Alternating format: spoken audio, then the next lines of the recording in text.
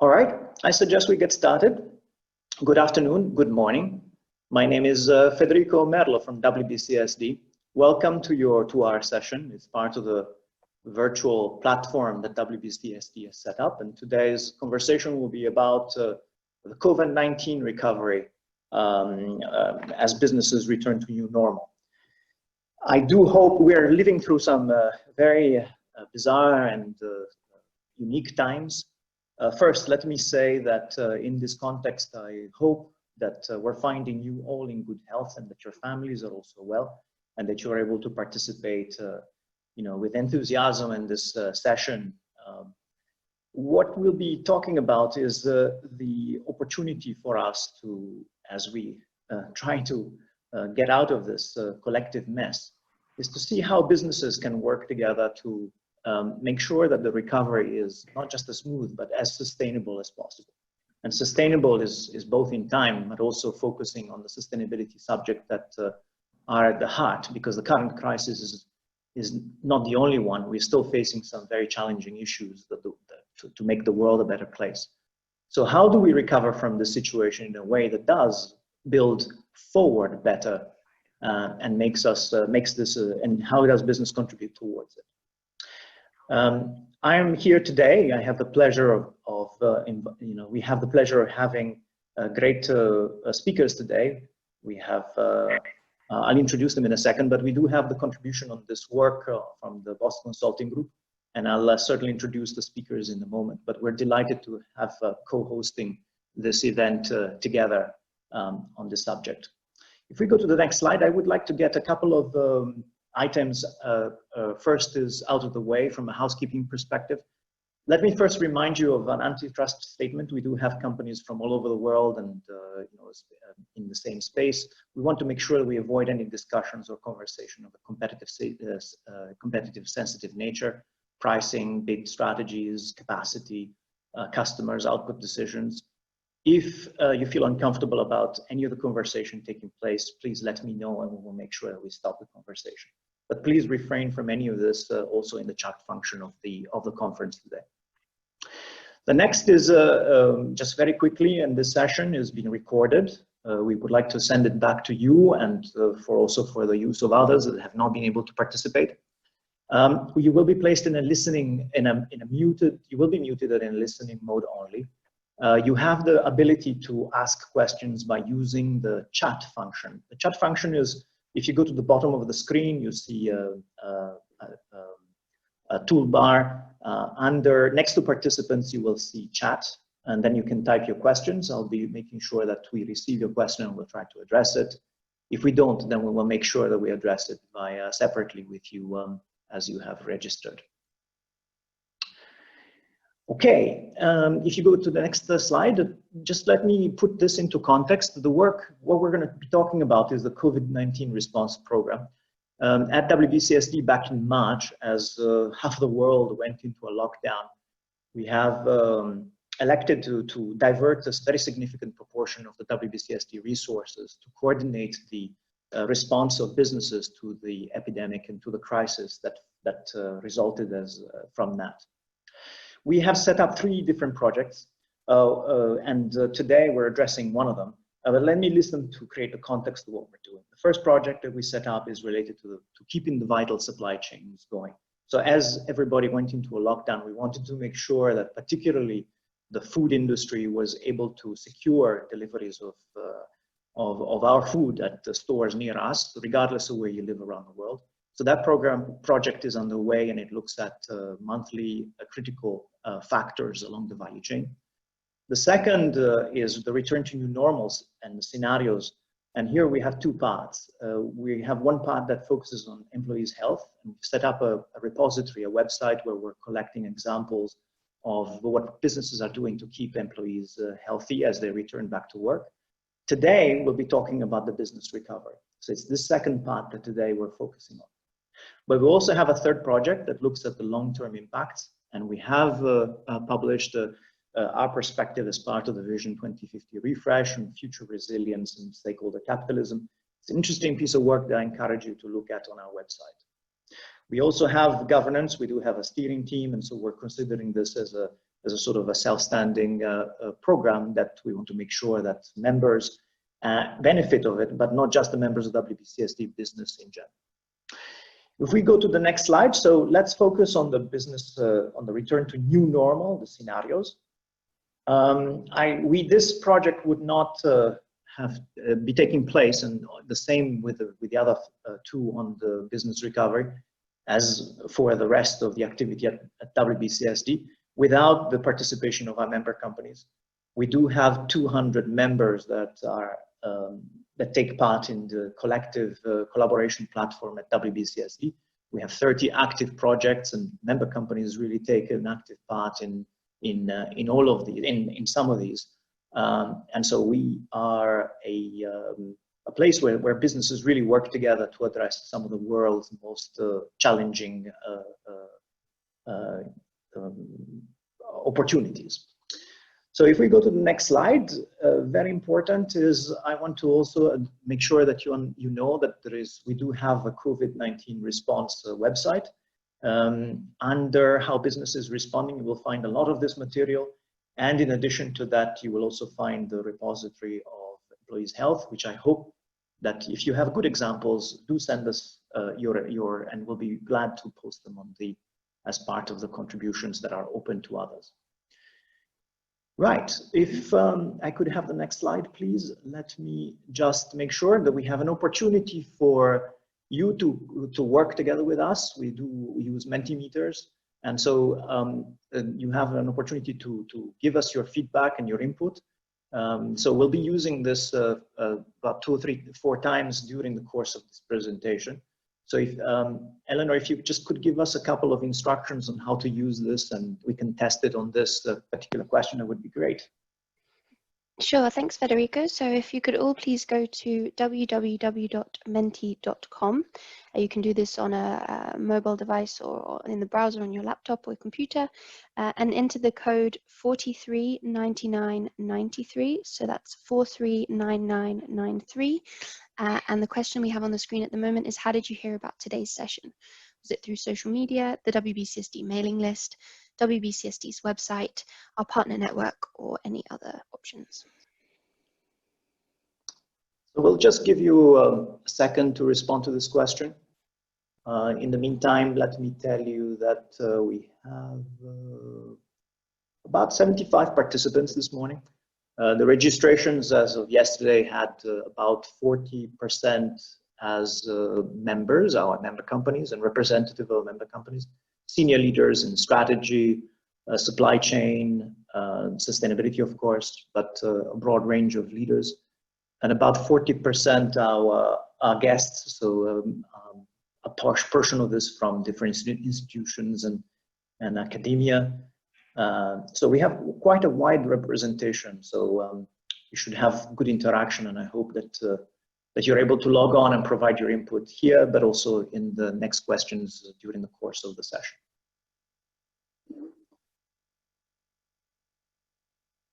All right, so we see numbers coming in. We've got about half of the participants that provided their input.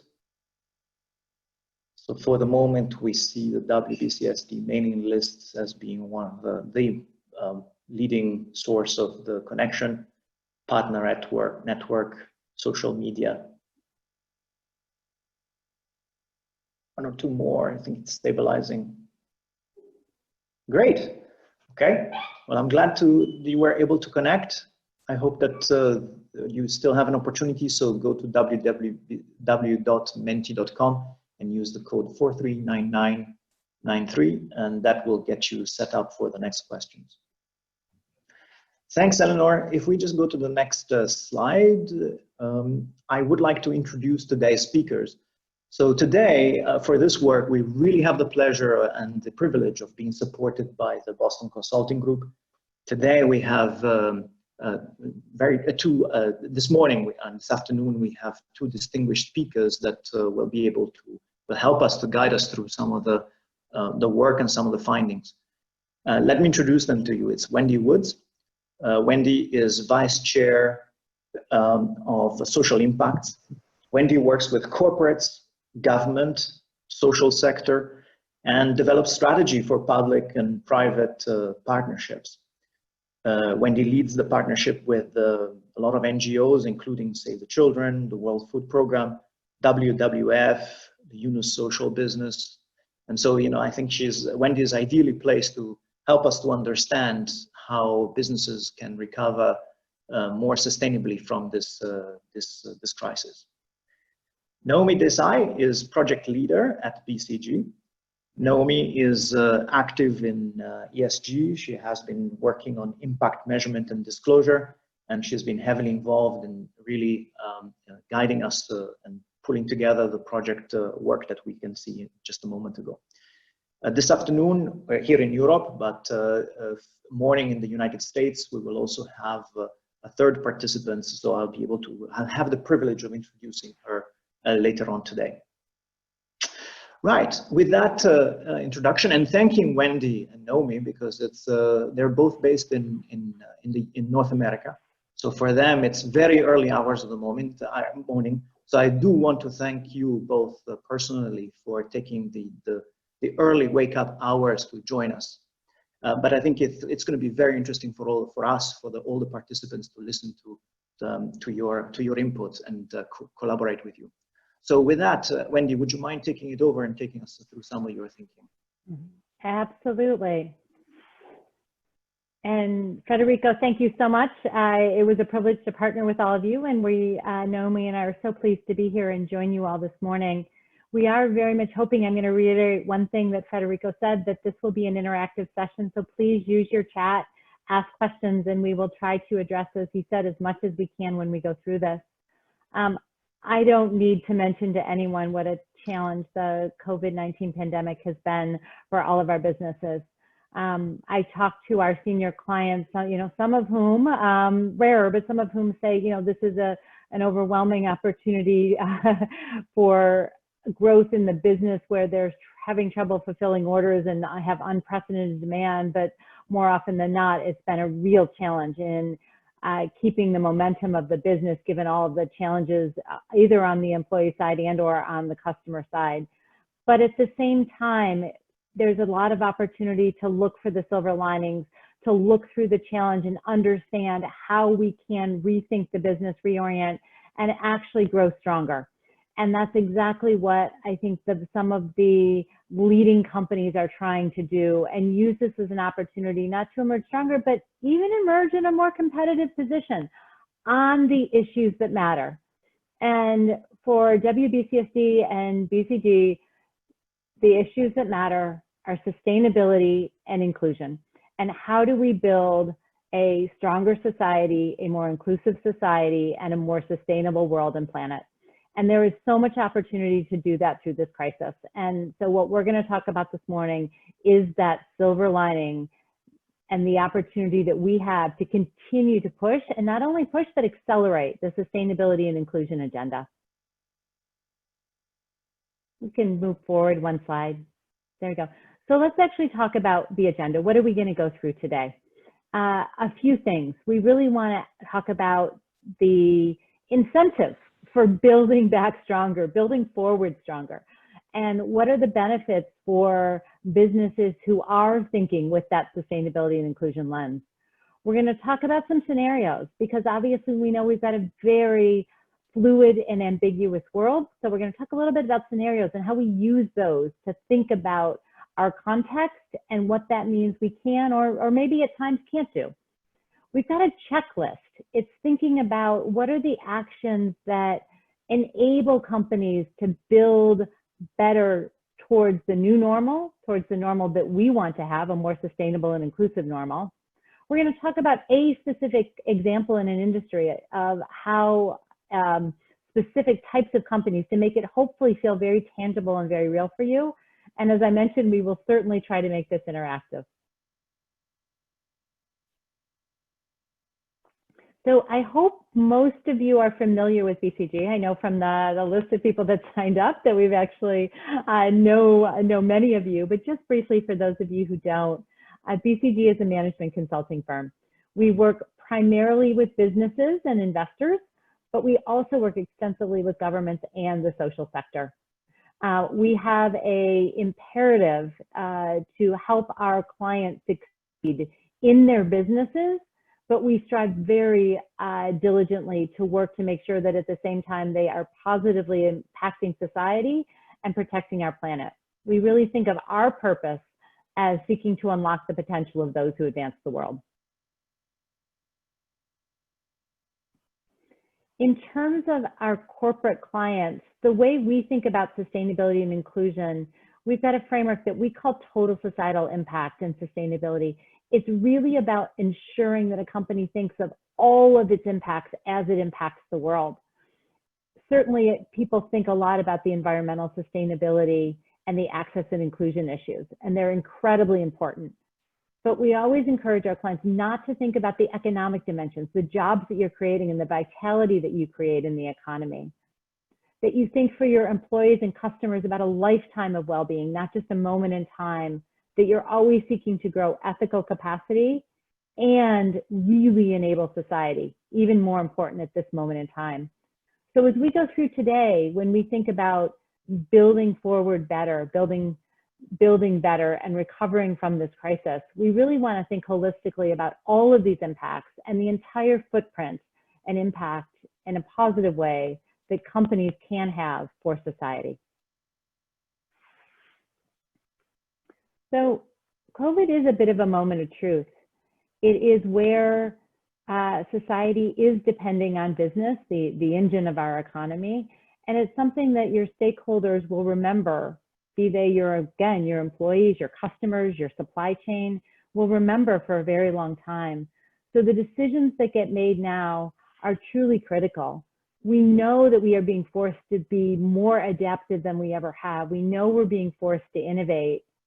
And we know that at times the investor and some of the stakeholder expectations are changing and are expecting more from us as we are all being challenged. I've been heartened by the number of companies that are stepping up and how many of them actually are thinking about their broader role in society. At the same time, they're working to strengthen, to survive, to grow in these really difficult moments. But let's actually think about some of the incentives, because the good news is there are actually really positive reasons that impact the growth of the business and the potential performance of the business too, when companies do this and take this as an opportunity to build trust.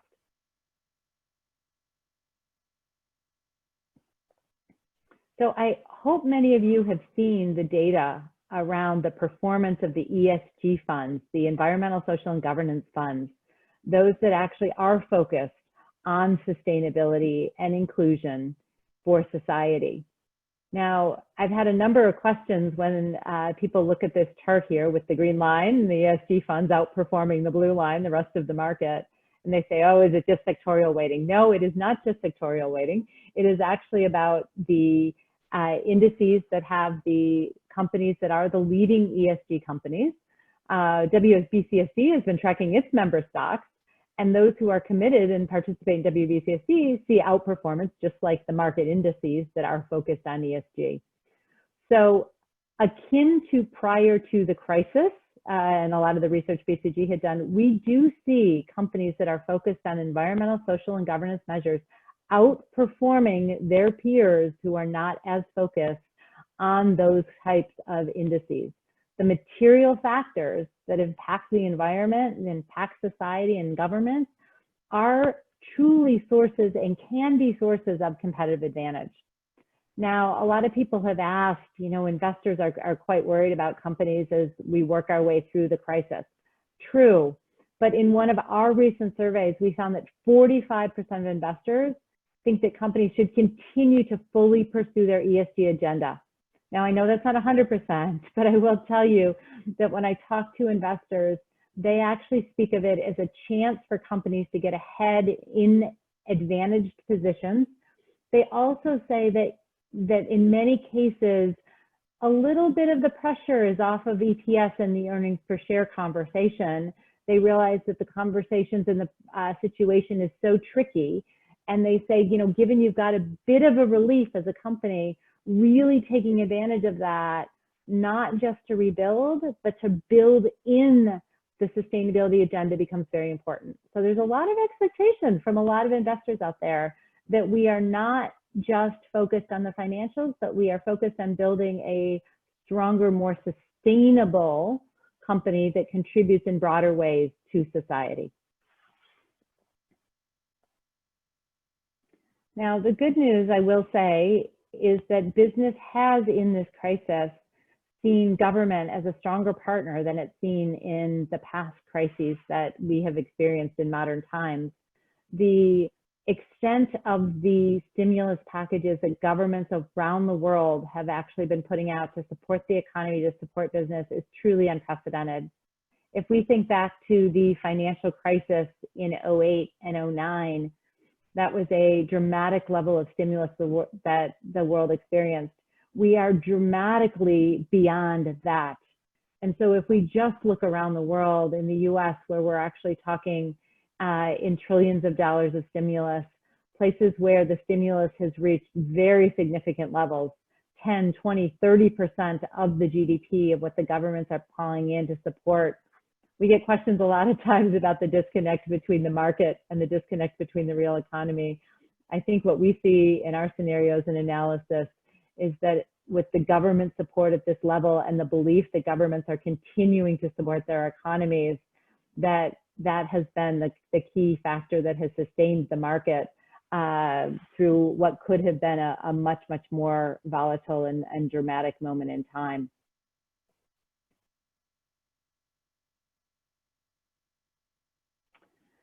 One of the really encouraging things that we see in some countries is the requirements that are attached to the recovery and the stimulus funds. In places like Canada, they have actually required that businesses sign on to TCFD and do TCFD reporting to be eligible for those stimulus funds. The EU, Germany, South Korea have actually also put in place the sustainability requirements to tap into some of those funds and actually are using spending on green and on climate as an engine and a source of recovery. The inclusion dimensions we've seen a little bit less, but we have seen in South Africa requirements, again, linked to COVID aid that were tied into the inclusion and the Black economic empowerment policies. So the most thoughtful governments in many cases are starting to use the recovery and these stimulus funds, these dramatic and really extensive, credible volumes of stimulus funds to really accelerate some of the sustainability and, in one case, the inclusiveness dimensions of society, which is actually quite encouraging. And I would love to see even more companies doing this going forward, or sorry, more governments doing this forward and more companies being able to take advantage of that. We've had the privilege through this crisis to work with about 150 governments around the world, and I can tell you we are certainly encouraging this type of behavior. Federico, I think I'm going to hand back to you for our next poll.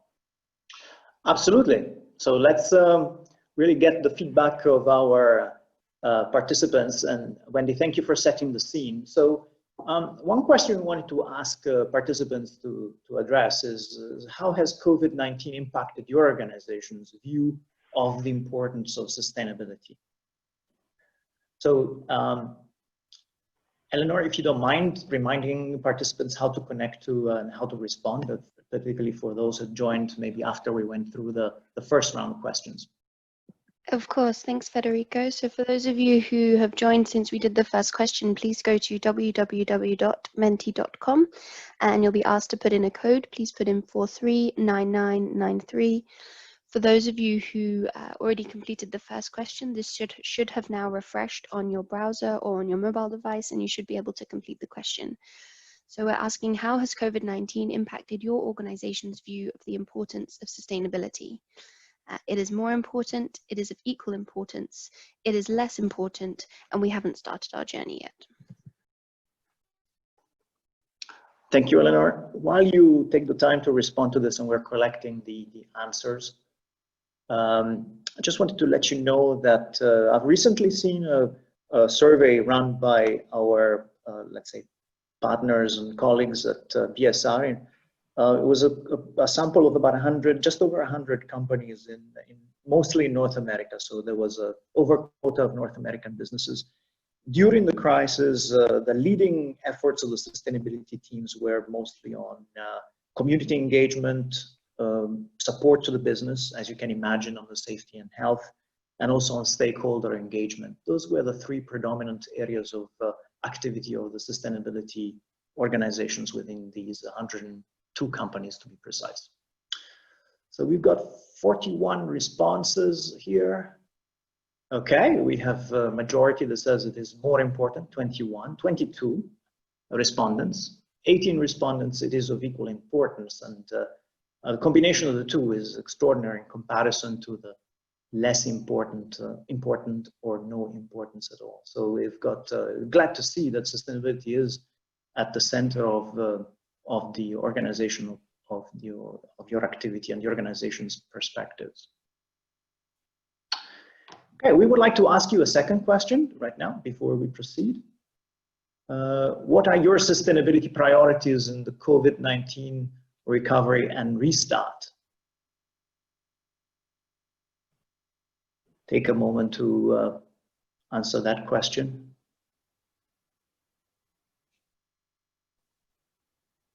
Here you can type a text, you can provide your free inputs, and we'll have a pictorial view of your responses.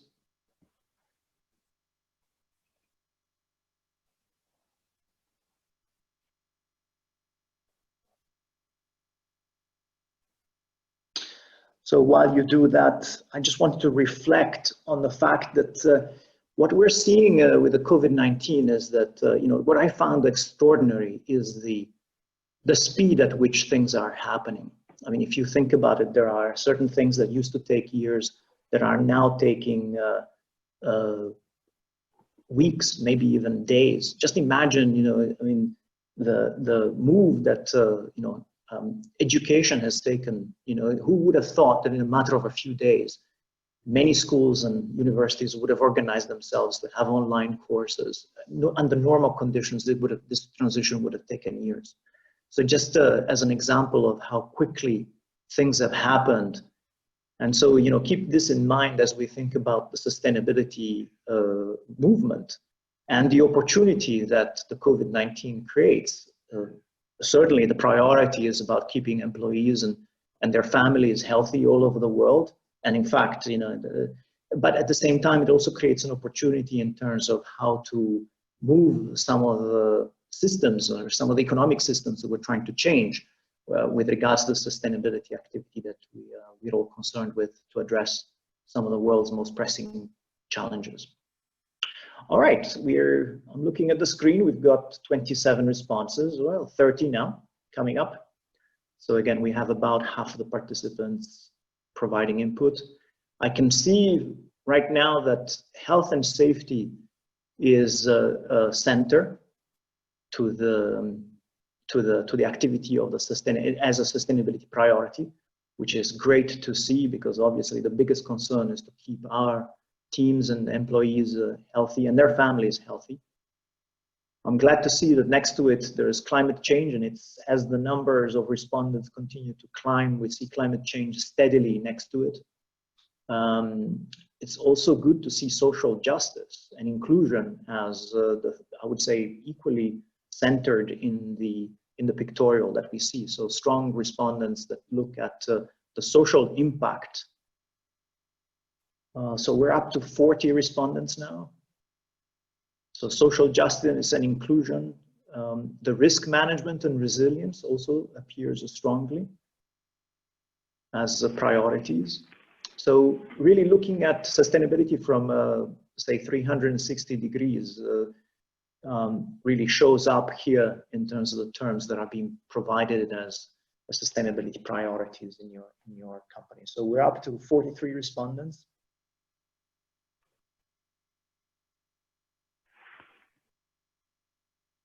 Great, that's excellent. 44, great. Oh, Green New Deal has come up quite strong. So particularly for those that are based in Europe, this might be Excellent. Thank you very much. That's super. It really shows that we're really on the right track in terms of bringing all aspects of sustainability into the recovery. So Wendy, would you mind taking us a little bit further in terms of the thinking on how to recover now that we set the context of this? Certainly. Thank you, Federico. So let's head into the conversation around scenarios and context.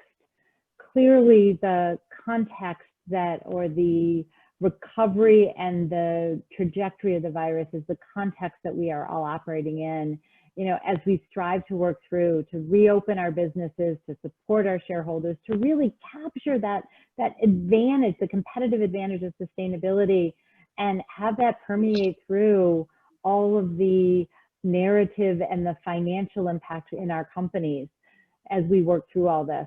But the context sometimes actually lets us accelerate some things. Sometimes it can, in places, limit what we're doing. So understanding that context that we're operating in becomes incredibly important. We talk about scenarios because one thing we know for sure in this crisis is that ambiguity is a given. This is a novel virus. We are still learning about its epidemiological properties. The situation and the tension and the growth of the virus in society is going to inhibit, in many places in the world, drive the ever-changing restrictions, policy measures that we're actually having to grapple with. And so, given we know ambiguity is a given, and given we know that paralysis is not an option, right? One of the best ways to think about it is to use scenarios, to map it out, understand the potential, the likely situations that we may end up in, and what our options are and how the competitive advantage and opportunities for businesses can play out in those scenarios. So we're going to do an abbreviated version today. We want to get into some of the specifics for the companies, but if you're interested in this, and I don't go into nearly enough detail, BCG's website and our Bruce Henderson Institute, our think tank, has done a lot of work and a lot of great publications on this. So feel free to go there for lots of backup if I only scratch the surface in terms of what you're interested in today.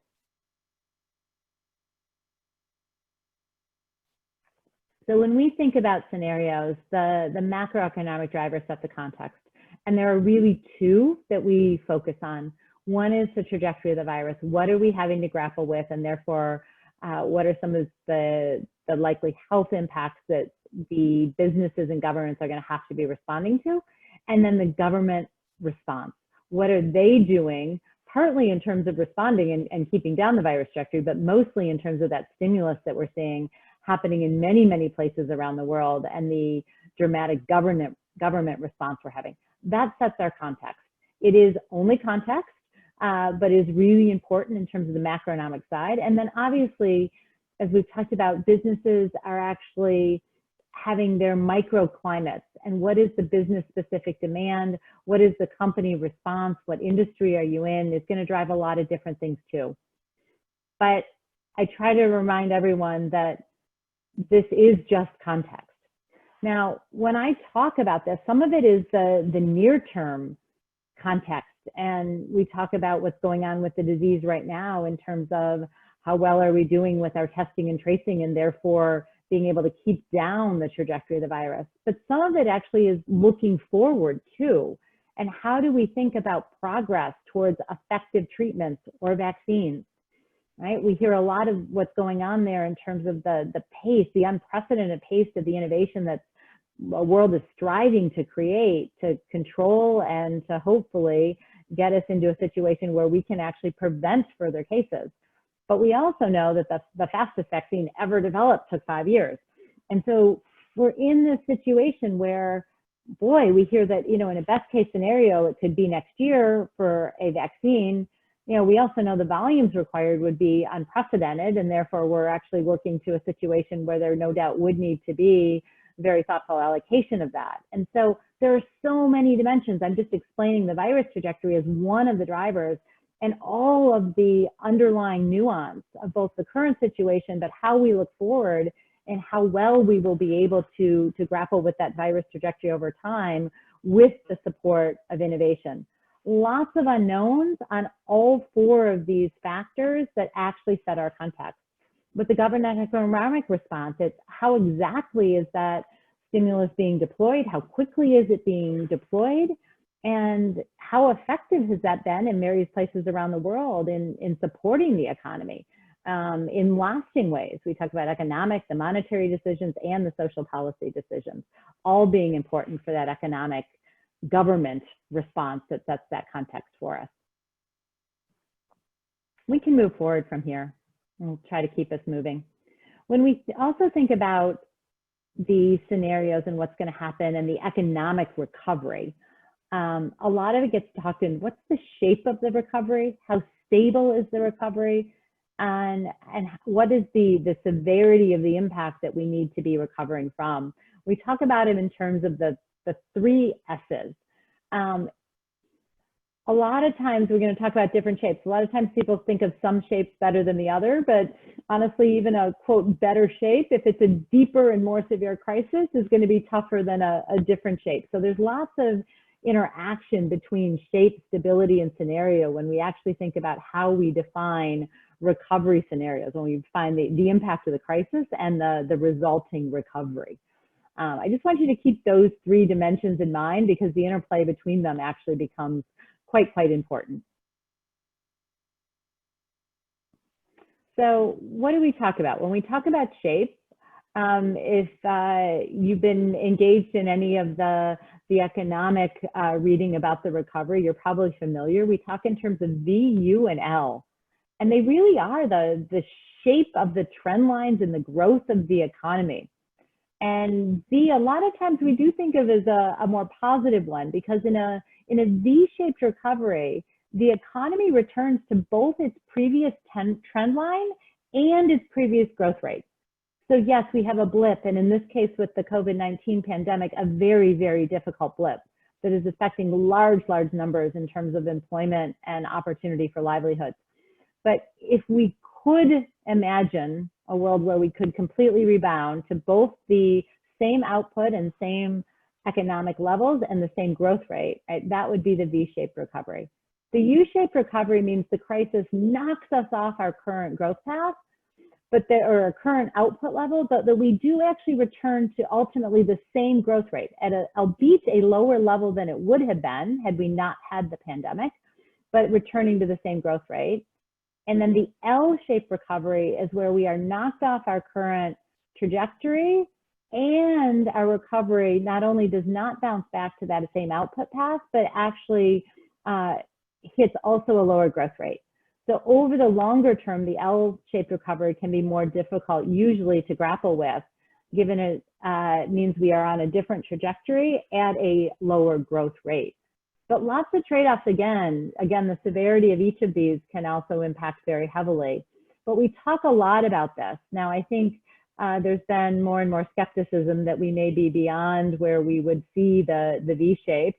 I think a lot of the government leaders, the business leaders, and the investors I talk to are still hoping that we'll be more in a U, or maybe even a V of over time, a longer V is the way I think some people talk about it now.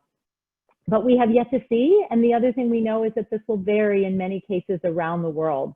It is not obviously homogeneous around the way we see this. And as I said, the context of the stimulus will impact this a lot.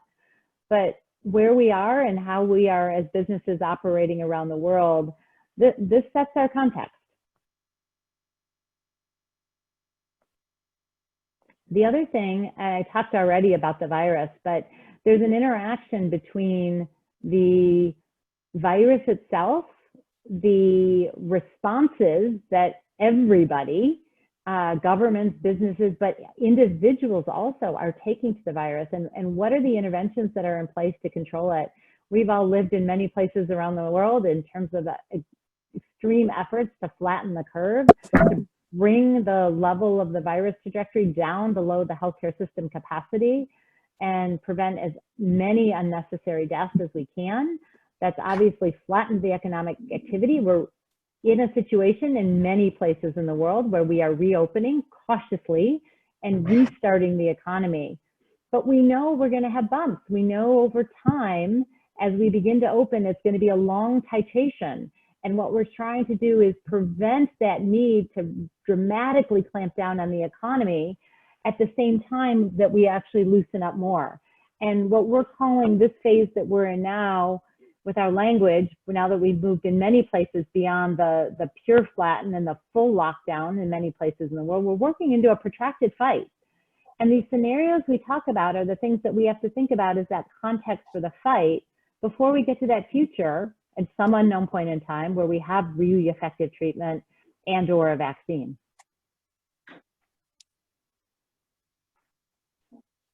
So all of that I talk about really to talk about the context.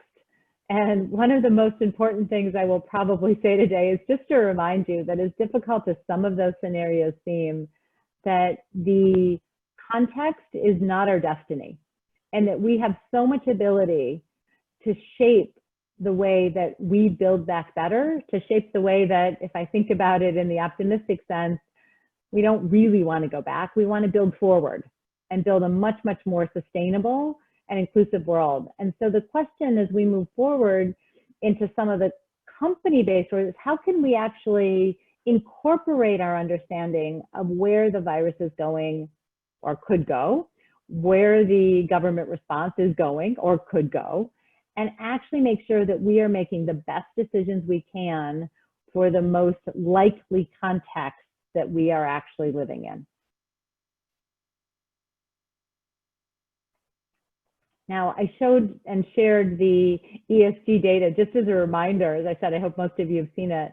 But as another encouraging reminder, what I wanted to be clear on is the benefits of building back better and building forward better. What we see at BCG when we work with our clients is when companies do more to build in ESG related factors, there are many, many drivers of the positive financial impacts that it has. Sometimes they're through the bottom line because it's actually sustainability and inclusion can reduce cost or reduce volatility. A lot of times it can mean new revenue streams and opening up new markets when we're actually more inclusive. So it can be top line. We see the market responding in positive ways. We actually see resilience and the risk management becomes more and more important right now. So as we move from the scenarios and into the checklist about what companies need to do, just wanted an encouraging reminder of all of the reasons and all of the drivers of the value that can be created when we really build in sustainability into our recovery plans, into our rebuild, and into our reimagine for the future plans. All right, so I'm going to go into a checklist, and I hope some of you have reasonably large monitors, because what we're going to get into is a bit of detail. We are actually going to, with WBCSD, be publishing in the next few weeks a lot of the detail behind this checklist. But when BCG works with our corporate clients and we work with the C-suite, the question we get asked a lot is, what are all the things we need to be thinking about at this time? How do we not be blindsided?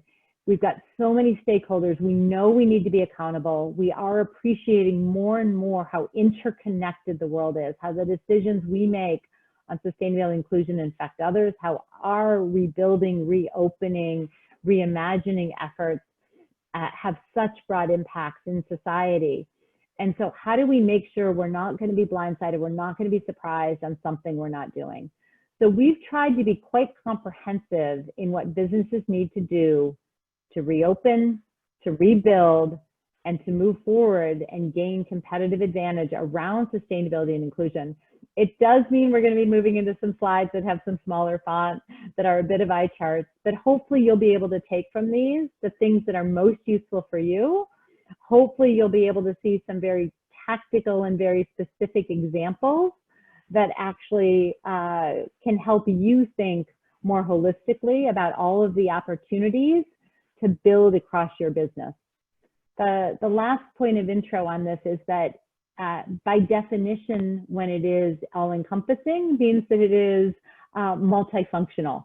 the checklists were not written for any one function in the organization. They really were written to be shared across the C-suite and therefore have impact in every function, and actually, frankly, requires a lot of collaboration across the company to be able to implement really well. Okay, so what's on the checklist? I did promise you a bit of an eye chart, but I am hoping that most of you can read this. As you work from the left to the right of this chart, the left is what companies must do. They're table stakes. They're things that you must begin with to be able to reopen and operate the business responsibly. We saw from the word cloud that you had all kindly responded to, the safety of our employees and our customers is paramount.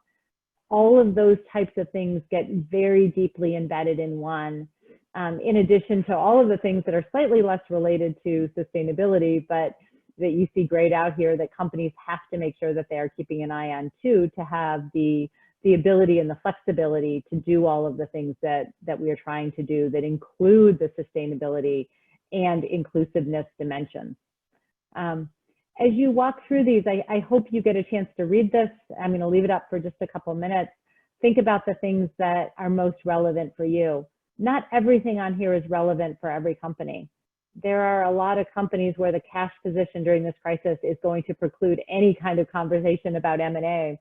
On the other hand, for a handful of companies that actually are in a position where that is an opportunity, there are very interesting things that could actually help improve from M&A activity, the sustainability of the overall portfolio.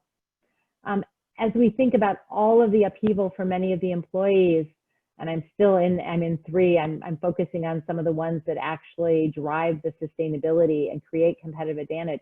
How you think about the flexibility you may have with your employees to reskill and actually think about how you can help them build the skills needed to take the business to the next level in a way where there may be a little bit more flexibility for some of the employees in your businesses, right? Taking real advantage in many places around the world of the stimulus funds that are tied to the sustainability. Many companies are having much smoother access to those in many places of the world than we've actually had before. Really important to work through all of these steps. And four is, the value capture in all of this.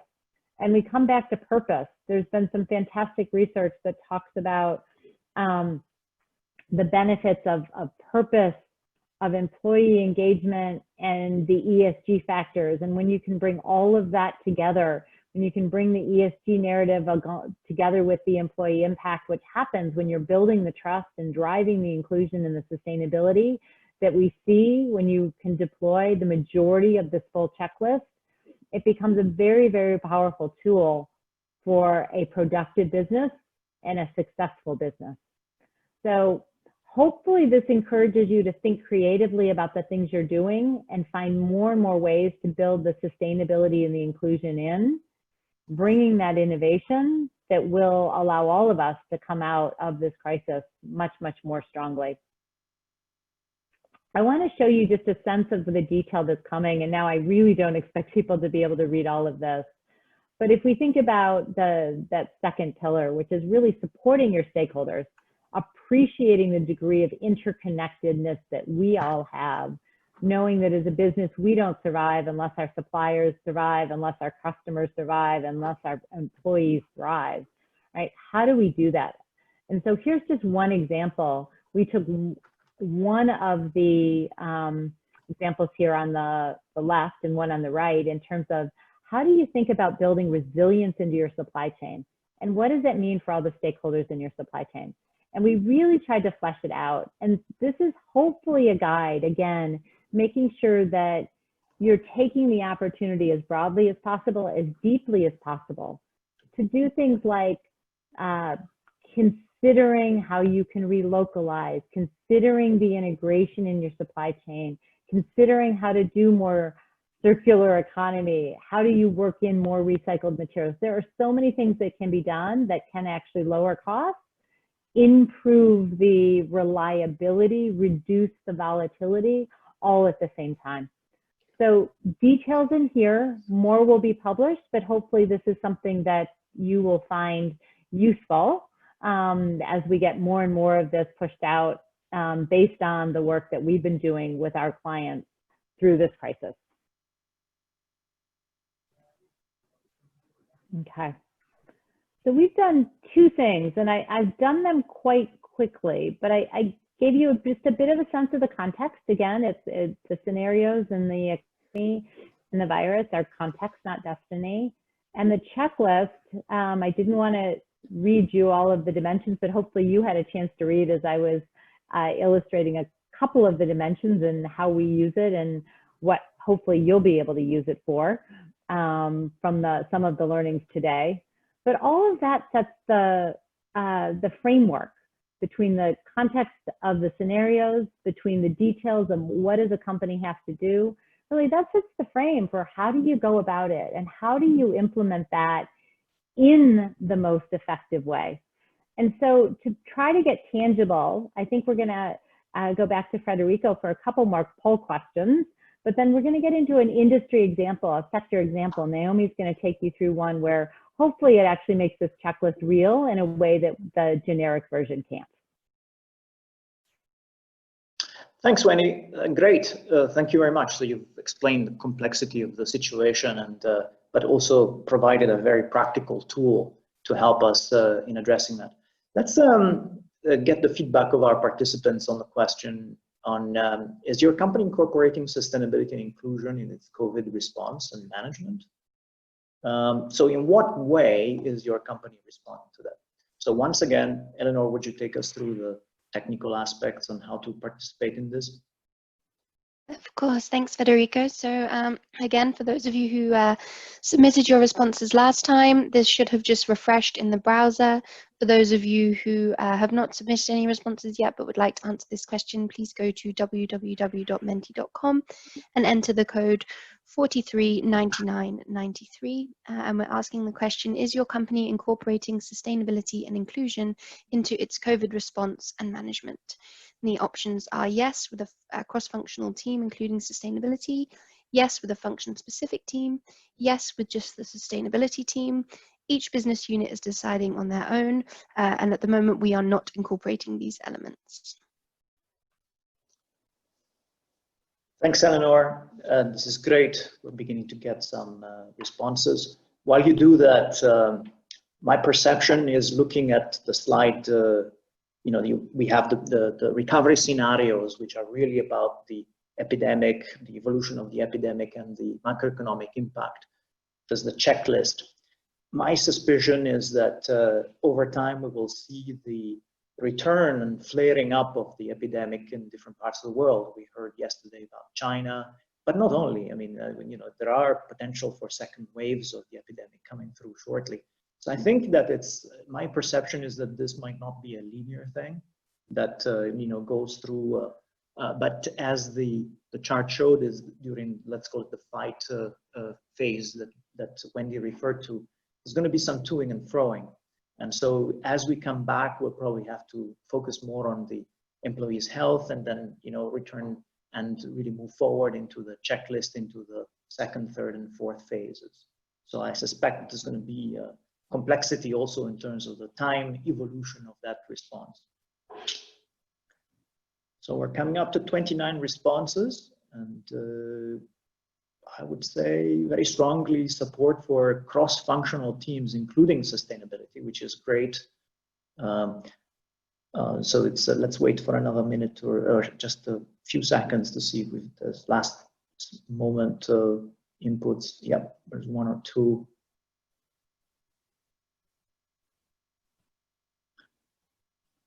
So yes, cross-functional team.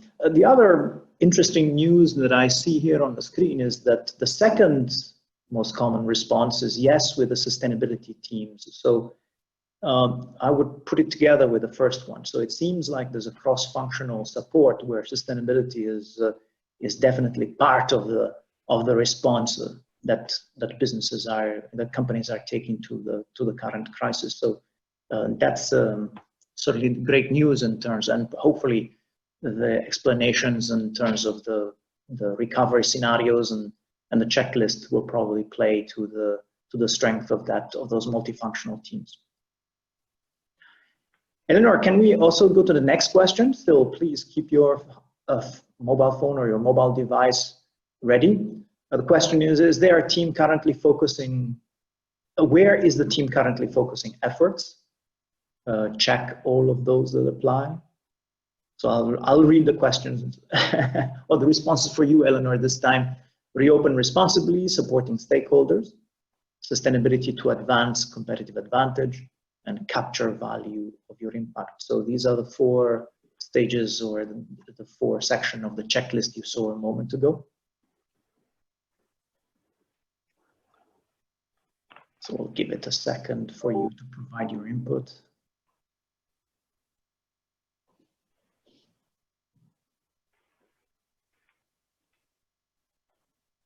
So here what we see is that for the moment, most companies are focused on reopening responsibly. But we also see, particularly as the voting comes in, the supporting of the supporting stakeholders.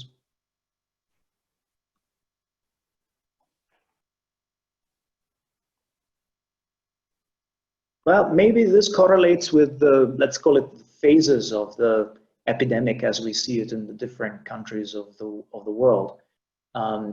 Many of us are still, or are just coming out of the complete lockdown, but unfortunately there's many others that are still focusing on how to bring employees back to work in a safe and healthy way.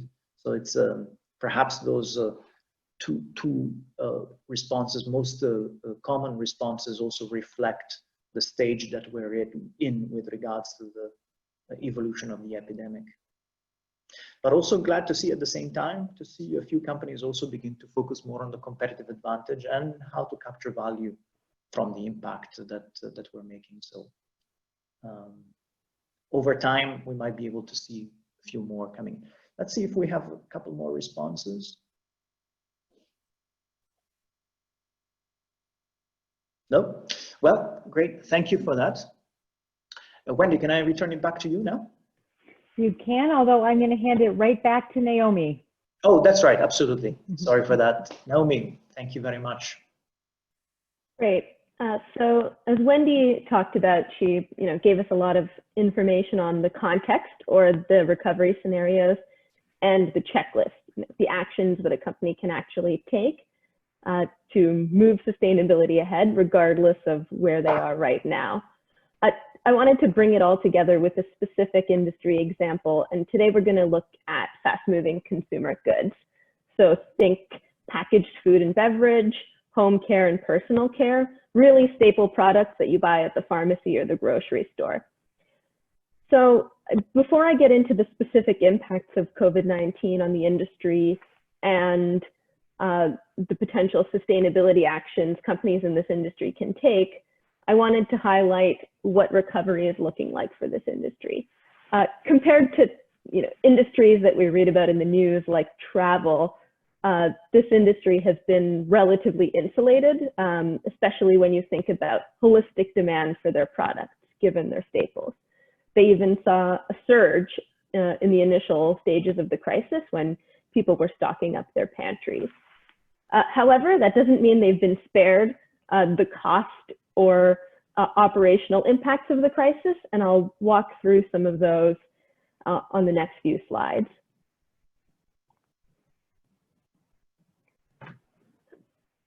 So before we get into the content of the checklist, I wanted to highlight some of the key impacts that consumer companies have faced in COVID-19 overall. I'll just walk through this list. I think few of these will be surprises to anyone. Supply chain and networks are being stretched and reshaped. There was a huge surge in demand and a limited ability to continue to produce and retain supply chains at their normal pace. China's manufacturing levels dropped to their lowest levels since 2005. back in March and February to April. So when you think about that and what a powerhouse of manufacturing China is, that really puts a strain on multiple companies in some place in their supply chain. There's also been a shift to digital across the business. We see this on the channel side with consumers trying grocery delivery for the first time and relying on e-commerce in unprecedented ways. But we also see the need for digital through the value chain of the business. For instance, we're all on Zoom today. There's more supplier communication via digital. There's more procurement via digital. It's really the full value chain of consumer companies that's been impacted.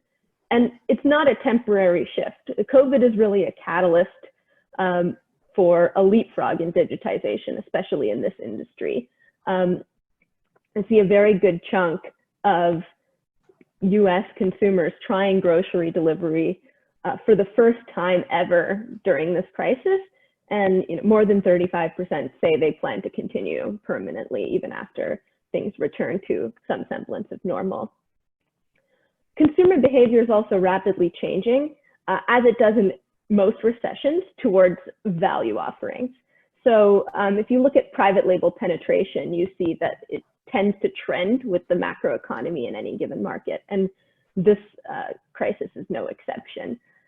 China, where economic recovery and operational impacts of the crisis have been more limited, has still seen evidence of consumers trading down. More than half of consumers in most segments generationally say they're going to look for more value in terms of price as a result of the crisis, whereas last year that was only a couple of percentage points. However, when we think about recovery and economic circumstance, most of these companies are able to retain a strong balance sheet at the enterprise level. Certain categories might have P&L impacts. For instance, people are buying more chocolate and less gum through this crisis. But at the overall level, there's a steady inflow of cash, and they're not facing some of the liquidity challenges that other companies are, which gives them a real opportunity to come at this crisis from a position of strength with sustainability. And finally, I think, evidenced by many of the things we've seen, companies are forced to invest in new ways of working, and some that will be retained throughout the crisis. And this is both in their on-site physical operations and for the corporate staff that are able to work from home. There's just a huge uptick in what's required to make that happen as we go into many months of a different way of working. And finally, the tenor of engagement of these companies must continue to be meaningful with their communities. And this is true not just with respect to COVID-19, but also with respect to many of the events in the last couple of weeks in the US. There is a real need to make the right stance and do the right thing, not just because their brands are public, but also because the stakes around community engagement are rising for every company. And those impacts result in a key set of priorities just to continue to push towards recovery. In supply chain, a lot of companies are thinking about how they can support supplier resilience and maintain and mitigate risks in their supply chain. In the slightly longer term, there's a view towards reshoring and relocalizing the supply chain, and perhaps reducing complexity and rationalizing assortment is a key way this has happened.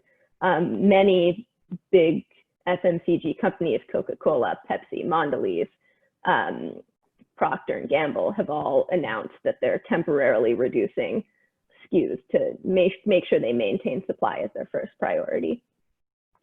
When we get into digital channels, whether that's direct-to-consumer e-commerce, the use of new platforms, is becoming more important, and the digitization in the parts that the consumer doesn't see, like procurement, are also creating new opportunities. With offerings, there's really a clear imperative for companies to respond and innovate their products in a way that responds to consumers' needs for price sensitivity. In terms of financial positioning, there's a real opportunity to use the relative position of strength to pursue M&A. And not just M&A of new businesses, but also taking a broader lens to strategic alliances and investments in innovation in business process. And companies, of course, are dealing with the same challenges in this industry as others around, retaining working from home for a long period of time and reopening their facilities in a way that's safe and maintains the health and safety of their employees who can't work from home. And finally, there's a real opportunity here to rethink and double down on how community and government are engaged through this crisis. Now I'll walk through the next two slides relatively quickly and then pause on the last one in this case study. But this slide really illustrates how the crisis checklist can be used to think about how business priorities relate to different areas of sustainable advantage. And when you think about FMCGs and the business priorities that I just highlighted that are repeated along the left-hand side, each item in the checklist can sort of be tied. So if you go to the next page,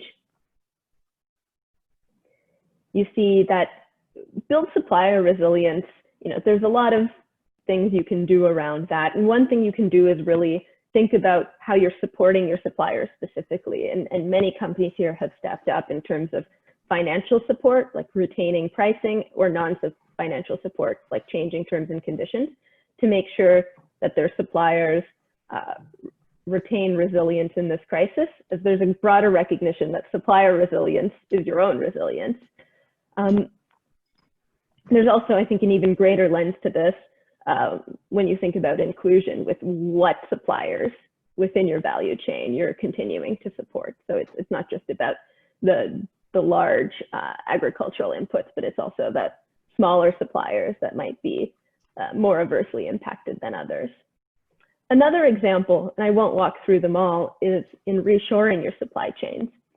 So in the world where you're bringing back some subset of your operations to your domestic country, there is an opportunity to select new suppliers and engage with your supplier base as you're increasing the business you provide there. As you do that, there's a real opportunity to embed ESG and sustainability criteria into that supplier sourcing and engagement. So having a lens to emissions as you do that, a lens to how suppliers treat their workers. As companies' operations rapidly change, whether reshoring or not, there's also an opportunity to re-optimize networks, and that reduces both emissions and cost. And to make the M&A point, as we go down to capitalize on your strong balance sheet, I think there's a few different pieces here that are really key to highlight in FMCG. Companies can acquire and scale sustainable technologies and processes. So it's not just about buying new businesses, which is a great opportunity and can be a great way to push the sustainability agenda forward. But it's also about sustainable packaging innovations, innovations within the manufacturing line, and this can be done through traditional M&A or through new and creative partnerships that really make the most of companies' financial strength.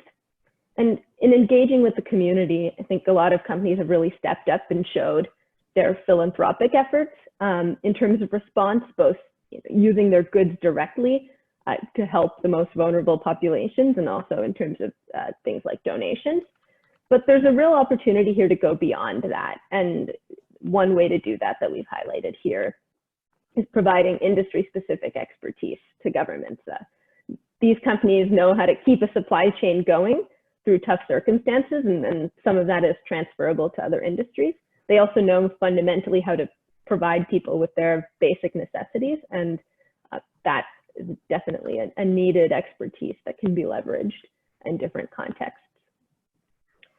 So on the next page, I wanted to conclude with highlighting some of the key points. I think supply chain, both retaining vital supply chains, which I know WBCSD has done a ton of work in, and using this as an opportunity to reset has really become clear. companies are taking portions of their supply chain and either rebuilding them or at least tweaking them to build more resilience. I've heard it put nicely that if the theme of the last few decades was efficiency, the theme of the next few will be resilience as a result of COVID-19. And I think, you know, there's a few tangible ways that as you're rebuilding, you can think about sustainability in how you source, in how you design, and in how you collect data and insight to ensure that you have a good sense of traceability and the impact of your full value chain. In terms of product and go-to-market, digital is going to provide a huge opportunity for FMCG as well as other industries, and I've highlighted that in terms of channel and in terms of the value chain. Digital is a great way to improve resource management and reduce waste. It's a great way to optimize and learn in real time and actually ensure that logistics networks are used efficiently, among many other things. A real lever to advance sustainability. And there's also an opportunity to innovate on what consumers see. Before COVID, there were tons of new trends towards plant-based products. Consumers were paying more attention than ever to sustainability. And we do expect that to continue, even with price sensitivity. And there's a real opportunity to get ahead here, whether it's through internal innovation or M&A. And finally, there's a real imperative for these companies, you know, given their role in society, to work to accelerate society's health and socioeconomic recovery. So whether that's with providing industry-specific expertise, direct philanthropy, or partnerships, both with the private sector and with the public sector, to advance their sustainability agenda and, you know, society's recovery. I think, you know, we're seeing all these things more than ever. And I think with that, that's the FMCG industry example and how the checklists and scenarios can be applied. There'll be more to come on this, but I think to wrap up, I'll hand it back to Wendy. And I will do this briefly, and then we'll head into the Q&A. But there are a few things that we hope you will take away from this session. If we flip to the next slide. The first one is, when we think about this, yes, we're in a highly ambiguous environment. Yes, we need to think about scenarios, but we do know that there are significant opportunities to drive advantage in this adversity. And that as we think about the opportunities to do that, and as we think about the opportunities and the challenges, which routes to sustainability, how we do it, what kind of new normal we are building forward to will be different for each of us. We do know there are significant opportunities to build in sustainability and inclusiveness. I was heartened to see that the majority of you all on this webinar today are working, and that sustainability and inclusion is at least as important as it was before. I hope you took this as more ammunition and more encouragement to be able to continue to push the bounds and innovate on how you build in that sustainability, regardless of the recovery situation, regardless of the ambiguity that you as your specific business is experiencing. I also hope that you'll be able to take away what you learned from the checklist today as a useful, pragmatic resource for you. As I said, we will be publishing the comprehensive checklist in all of the details, so it'll be easier to read when it's not just on your screen in an eye chart. We'll get that out in the next few weeks, so look for that to come. And I really do hope that you will have the opportunity through the sustainability and inclusion that you build to build competitive advantage and to reap the benefits financially and in terms of the ESG value that you are able to create. So thank you for joining that presentation. I think, Federico, we're going to move into more Q&A. Absolutely. Thank you, Wendy, and thank you, Naomi, for that example of an illustration. I would like to have one more opportunity to gather the feedback of our participants. And the question is, using Mentimeter once again, is what was most useful in today's session? It's a free text, and once again, please log on to www.menti.com and use code 439993. You should have already been logged in before, but please provide your free text on what was most useful in today's session. Yeah, there was a question on chat while we collect the feedback. There was a question on the chat on whether this question with this checklist would be useful across value chains, so companies and their suppliers. My perception, and I hope that Wendy and Naomi can complement that, but I see this as an opportunity that goes beyond the individual companies. I think that collaboration is fundamental, and so this checklist can really be, in fact, it should be used together with your suppliers, but also your customers in terms of coordinating the response. One of the reasons, I always take it back to my experience in the financial crisis of 2008 and 2009.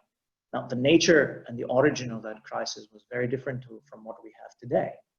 Nevertheless, at that time, the parallel or the comparison that I can make is that at that time, the impression was that we were really focusing on managing the liquidity of the company that I was working in at that time.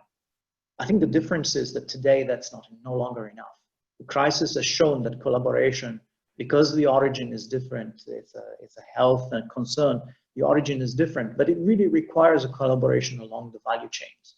So I think that it's not just about the boundaries of your own companies, but it's also about the collaborative approach. And I would argue that it's even beyond your value chain. By tapping into the skills of other industries that are adjacent to you, this can create opportunities to run through the checklist and work in a different way. And that's what rebuilding forward better should be all about. Great, we've got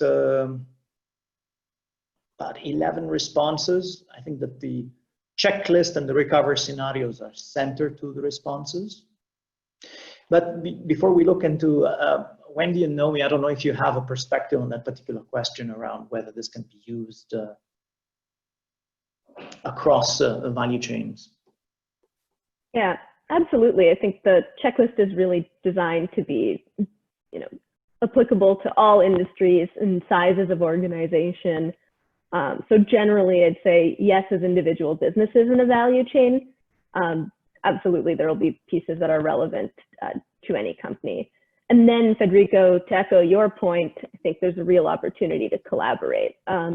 When you guys see the final checklist in published form, you'll see that we've really thought about what pragmatically needs to happen. So, for example, companies are engaging with their suppliers more than ever because of this need for supply chain resilience. And that engagement, of course, maintains supply, but it also, provides the opportunity to go deeper. And that's one example of many of where the checklist can actually foster some collaboration within the value chain. I think that I would like to add one more thing that Naomi, as you were talking and illustrating the example of FMCG, this is a value chain that has partnerships between large multinational companies, but a lot of small, medium-sized enterprises. And I think that the large companies really have a leading role in really supporting some of the SMEs along the value chains. And I think that the approach can be something that really can create an even stronger bond between suppliers and customers and in responding to some of this. We see that particularly also in the projects, in the COVID response projects that you saw earlier with regards to keeping the vital supply chains, where we know that there are some very large companies that are focusing on maintaining the livelihood and the performance of SMEs, particularly because they see this as a very important aspect of not just in terms of the food security delivered around the world, but equally in terms of the long-term performance of that complete value chain.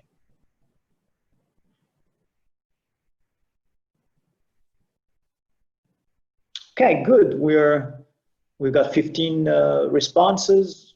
I would say that the recovery scenarios and that the checklist is definitely something that has attracted the attention of the audience. The example. So those are the interesting, the most useful takeaways. As we begin to wrap up, I would like to just address a couple of opportunities here. Is that first, you will receive the slides and the recording of this session. The project that we're currently running, thanks to the support of BCG, is going to continue on for the next few weeks. And we're going to be continuing to test this, the checklist and the scenarios across a few verticals. So we're, as you can see, we've started on the FMCGs. We're advanced in the FMCGs. We're looking to deploy this for the automotive industry, the automotive vertical, which also includes the the different suppliers. We're also considering other verticals. So we encourage you to contact me or Naomi if you are interested to take part in these assessments. We would like to publish jointly a report in the later part of June, early July. And so your collaboration and validation and upgrades to the approach that we're taking would be very beneficial. So this is an open project that we're running, and we kindly encourage you to take part. The other thing that I would like to signal to you is that WBCSD is continuing to drive forward the collective response of business on COVID-19. So you can find information at the website that is listed here on the screen. In particular, we'll welcome, particularly as we saw that a lot of companies are still looking at the, let's say, recovery from the lockdown. If you have examples from a business perspective, but also from a safety and health perspective that you want to provide, we'll be glad to showpiece those as case studies on our website. I think that, well, let me see. I think there may be one more question.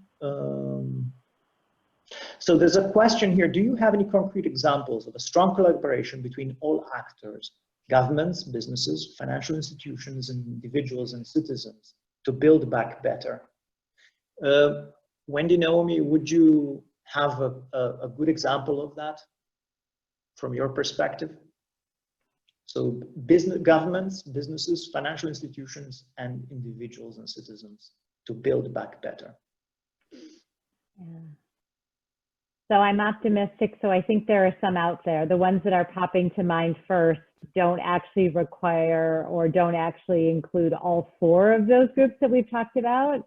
But I actually think there are some strong examples that there are either business-to-business partnerships with individual businesses and the financial institutions, where a number of the financial institutions have gotten quite astute that they only do well when their customers do well, and therefore have been quite creative in the terms and the way they're actually thinking about credit in these moments in time. And so we do see some of those strong private examples, and clearly with the government getting involved, and it differs around the world, but there are quite a number of the design of the stimulus that has gotten actually quite creative to enable better public-private partnership around the deployment of that in creative ways. So I think it varies a lot around the world. I generally see, two-way partnerships. I think I just have to actually look harder to find some of those four-way partnerships that you're describing, because I'm pretty sure they exist. I don't know, Federico, maybe if you've seen them, or Alex, go ahead. Maybe I can jump in on this one. So I think while this is obviously not large scale across a couple of European countries, where you see small, medium enterprises being saved by, on the one hand, citizens raising funds, money, paying up for restaurants, upfront for the food, buying vouchers and whatever. At the same time, the government jumping in with, let me say, microcredits, that then go at least through the official government financial institutions. So I think there's a couple of examples where you already see at least three, if not all four actors coming together, less so in the large conglomerates and then large business scale, but much more on the small, medium enterprises. And I think that makes us optimistic also going forward, that you'll see more of those partnerships coming up even in larger scale.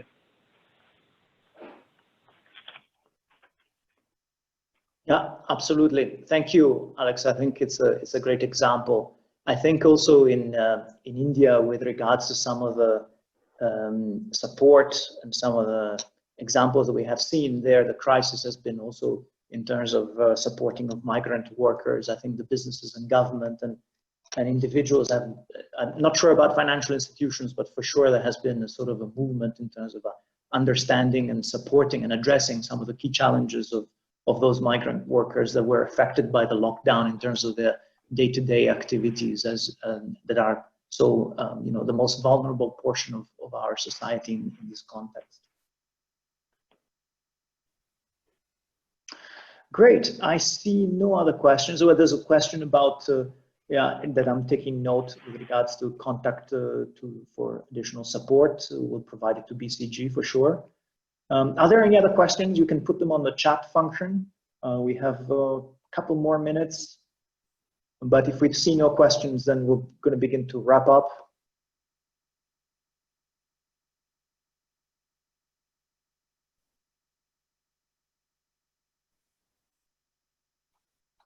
Okay, no, I see no other questions. In that case, what I would like to do is to thank you. First, to thank you as a participant to today's session. The slides and the recording will be available to each one of you. I encourage you to reach out to myself and Naomi to encourage you to participate in the latter part of the project as we deploy this checklist and provide your feedback. It would be great to have your examples and your upgrades as we move into that. I also would like to take the opportunity to thank dearly both Wendy and Naomi for joining us from North America. I see at the back of Naomi that it's just daybreak in Canada, so really thank you very much. I hope you do get some rest now. In addition to that, I would like to also thank all of the WBCSD for setting this up. Tamara, Marine, Karim, Eleanor, and Irge for taking us through this, and thank you for keeping us on the straight and narrow as we went through this webinar. With that, thank you very much and stay safe. And I hope that this is useful and to see you again on another one of the virtual platform sessions of WBCSD. Have a very good day and stay safe. Bye-bye.